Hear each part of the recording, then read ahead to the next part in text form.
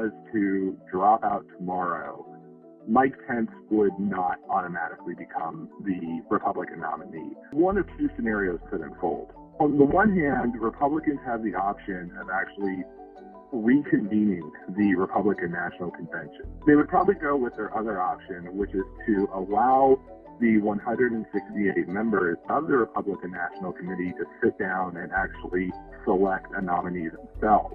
Now, to do that, they would have to reach a majority vote. There's still quite a few deadlines where those ballot certification deadlines have already passed. So his name would basically already be on the ballot.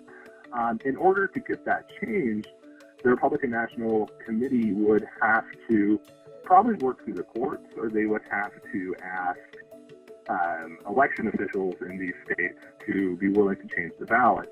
We've never really seen this before in a presidential race, so it could get really, really complicated. It gets even more complicated if Trump was to drop out in, say, October, because at that point, early voting is already well underway in a whole bunch of different states, and there's not really any way to get his name off the ballot in a lot of cases.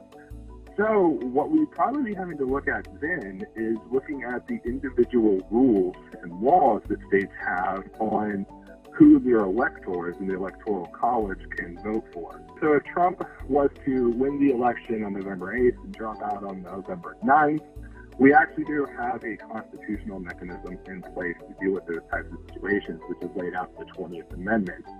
In that case, Mike Pence would then become the president-elect, and then there would be a process to select a new vice president. That situation is actually a little bit simpler than if he was to drop out on, say, November 7th or sometime before November 8th.